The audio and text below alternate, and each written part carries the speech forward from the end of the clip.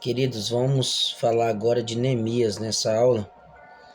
O livro de Neemias faz parte do Antigo Testamento e relata a reconstrução dos muros de Jerusalém após o exílio babilônico, e ele participou também na reforma da palavra junto com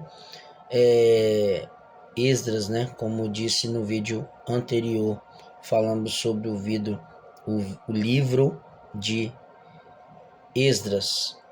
E aqui o dados gerais, né?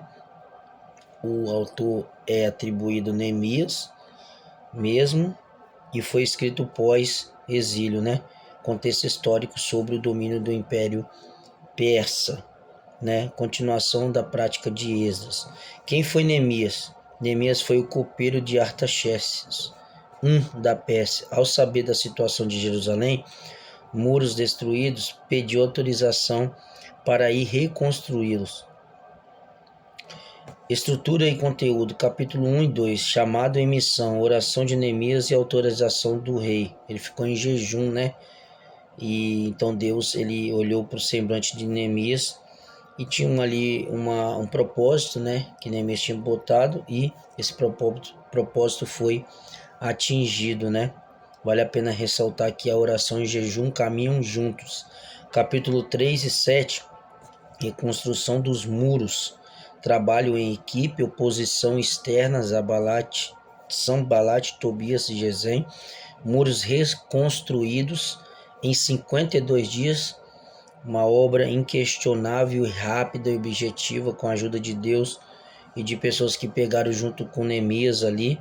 Capítulo 8 e 10, renovação espiritual, leitura da lei por Esdras, né, renovação espiritual e arrependimento e aliança com Deus. Eu até falei no livro de Esdras que o povo se posicionou em ouvir a palavra de Deus, tanto lida, né, depois explicada, e também eles choraram porque iam aplicar, né, aquilo na vida deles.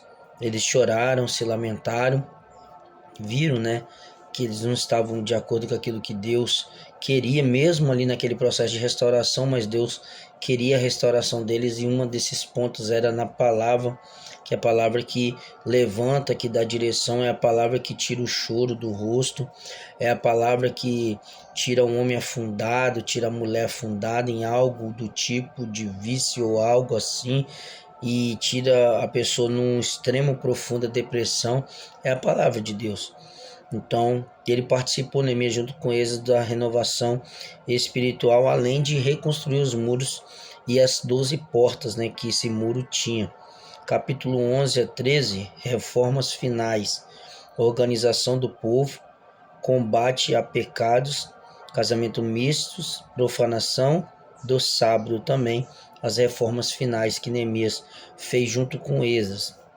Temas principais: liderança piedosa, oração e dependência de Deus, trabalho em unidade, restauração espiritual e moral, fidelidade à lei de Deus. A mensagem central: Deus restaura não apenas os muros, mas também vidas, quando o seu povo se dispõe a obedecer e perseverar, né? Então a gente temos que sempre olhar com esse olhar de Neemias. Eu aprendo uma coisa aqui com ele: ele se colocou à disposição em fazer, mesmo nunca ter pisado em Jerusalém. Quando ele soube, né, da notícia de como Jerusalém estava, ele se padeceu da situação, ficou triste, e ele se posicionou para poder ir fazer, né? Artaxerxes ali fez tudo quanto ele queria, né, que o desejo de Esdras, né, de Neemias em buscar, né, e Artaxerxes, através do jejum, quebrou, se tivesse algo ali na frente, né, porque o diabo não quer que nada seja reconstruído, restaurado, restituído, né, irmãos? Então ele trabalha, né, ele trabalha.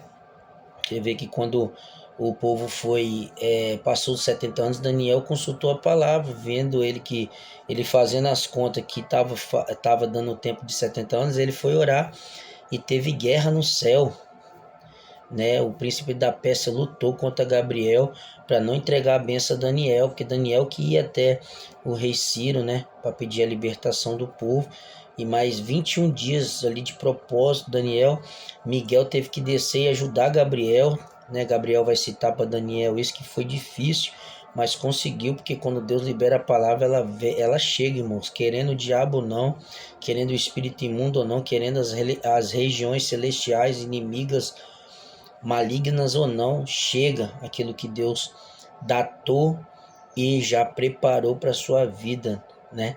E aí ele coloca na posição que Deus quer, se posiciona, e também ele faz uma coisa que muitos hoje não faz, ação. Ele teve ação, ele orou, jejuou, se posicionou, chorou, mas o que ele fez, sair do conforto, Neemias saiu do conforto para ir lá restaurar os muros, né? E ajudar na reforma espiritual do povo junto com eles. Foi a ação dele, o amor que ele tinha em uma cidade que somente os pais dele conviveu, ele não. Ele não teve acesso, ele era eunuco do rei.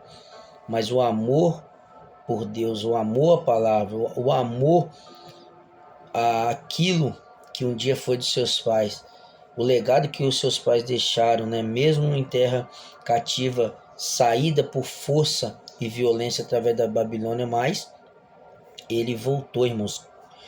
Diferente de Jonas, Jonas não foi para lá por motivos pessoais para Nínive, porque é Nínive, que pertence à Síria, destruiu tudo, então ele ficou magoado, triste, decepcionado, e ele não foi porque eu vou para lá, sendo que é um povo que destruiu minha cidade, destruiu meu povo, destruiu meus pais, acabou com a vida deles. Ele tinha família, mas ele foi perdido por essa invasão da Síria. Mas Jonas correu, mas Neemias, mesmo vendo, né, isso tudo acontecer com ele através da Babilônia, que foi feito isso, ele se posicionou de maneira diferente, de maneira de restaurar, né?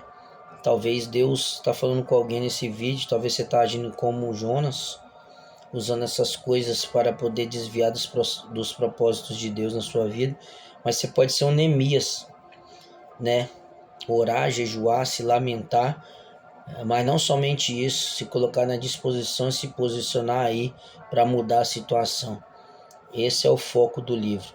Neemias, ele teve um amparo tanto de Deus como também da terra por Artaxerxes.